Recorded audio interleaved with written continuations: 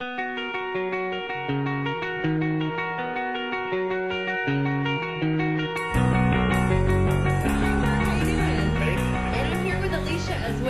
a big fan, and we're so excited to hear that you guys are going out on tour. Oh, thanks. Yeah, so tell us what to expect. You know what, one thing I really love about the tour is that the tickets are $20 to $60. How'd you get it to be so reasonable? Well, for long tickets at the amphitheater shows throughout the U.S., we are actually paying more for your ticket than you are. I might have to sell my house at the end of the tour.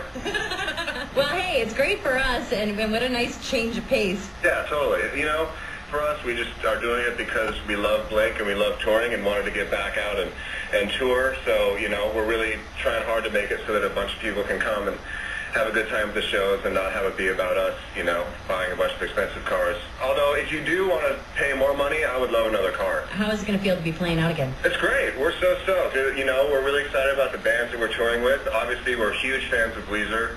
I can remember, you know, back when Blink first started, touring in a van and listening to that Blue record over and over and over again on the tape deck in the van. You know, to watch them play every night is going to be really fun. What are some of your musical and or non-musical influences? Growing up, I listened to, like, The Cure and The Descendants and Bad Religion and The Smiths and The Beatles.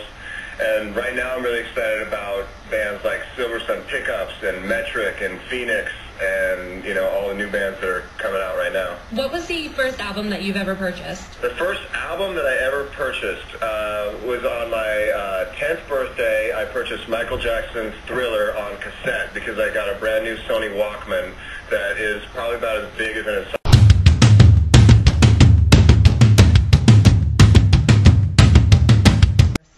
tomorrow night at the Comcast Theater. All right, well, Mark, I'm a huge fan, and I've been a fan for a very long time, and one of my favorite songs that you guys ever put out was Carousel, and I wanted to kind of know the history behind that song and where it came from, because it really speaks to me as being a fan myself. Actually, Carousel was the very, very first song that Tom and I ever wrote together. It was the very first day that I met him. My sister had introduced me and Tom. I brought my bass over to his house. He had his guitar. We played in his garage, and we had just met each other, and we were talking about bands that we like and stuff like that, and I showed him this bass line, the opening bass line for Carousel that I had been working on, and he started writing a guitar part over that, and that's where that song kind of got built from, was the very first day that I ever knew Tom. Wow, that's so exciting to know that. What are your views on music censorship? You know, I'm a parent of a 6-year-old kid, and as a parent, I buy the censored version for when he's in the car.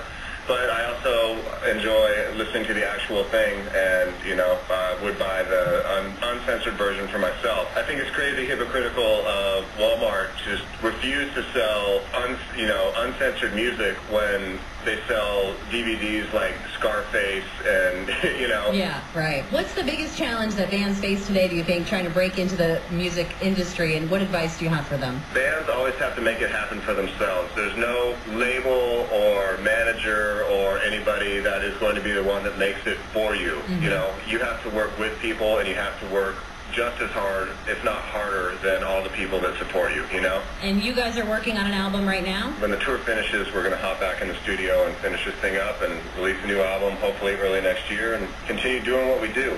Sounds good. And do you have any favorite moment on stage? One that really stands out is selling out Madison Square Garden in New York and looking up and seeing the Madison Square Garden scoreboard in the middle of the arena and just thinking, wow, I'm on stage headlining Madison Square Garden. It's a pretty gigantic thing. Getting back to the tour real quick, what are some of the things that you and the guys, you know, bring with you on tour to help you get through the long periods away from your families, or some of the things that help you guys to unwind after, you know, a crazy show?